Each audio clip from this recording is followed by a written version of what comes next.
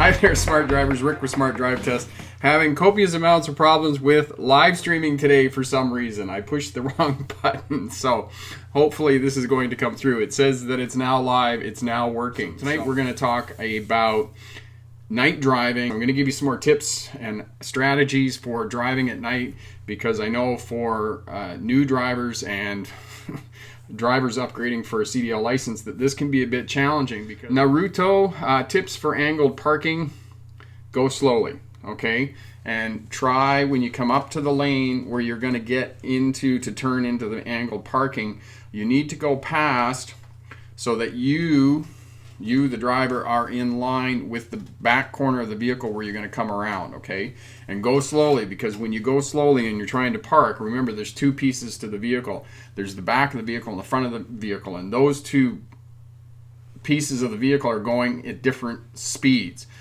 As you're coming around the corner, if you do get caught out and you can't find the landmarks, don't be beside other vehicles when you're turning, especially on multi-lane roads.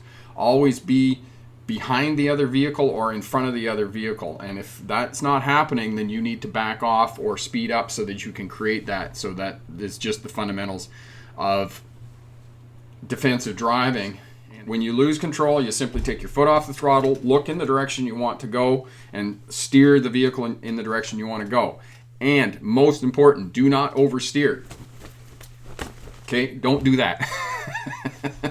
So tonight we're talking about night driving. For those of you who are first time here, I do have a PhD in legal history. I looked at the impact that 500% increase in road speed had between 1890 and 1930 on policing and law as they moved to uphold order maintenance within the city. So that's my PhD. I've also been a driving instructor for 20 years, doing all classes of license, mostly CDL training. I also do driver rehabilitation specialist at a hospital for a short time, where we worked with people who had sustained debilitating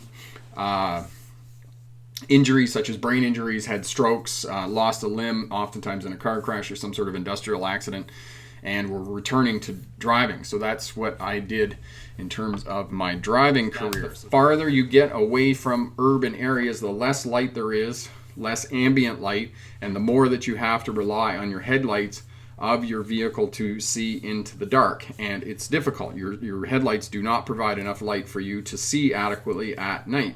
The night that I stuck my finger through a rotten carrot, I made sure I turned the light on after that and checked them before I carried on with eating the carrots.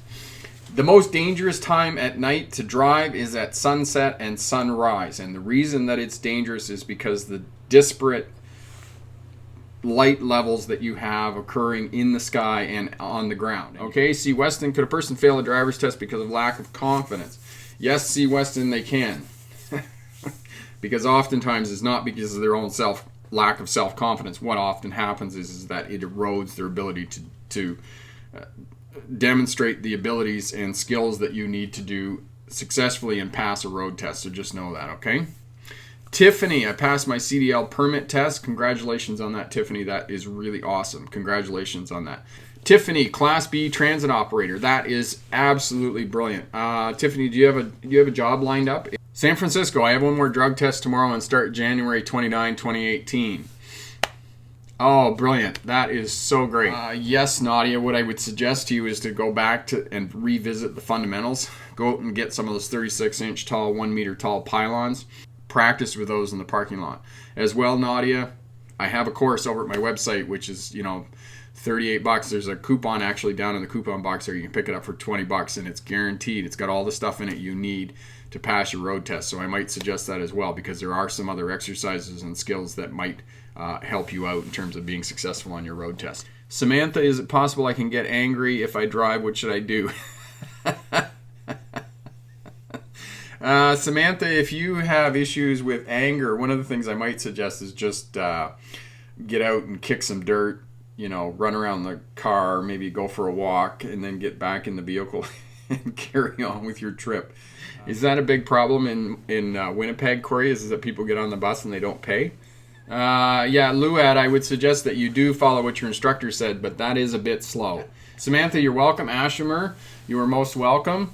And everybody, if you've got a road test coming up this week, good luck on your road test this week. Congratulations to those who have passed in the last week. And remember, pick the best answer, not necessarily the right answer. Have a great night. Bye now.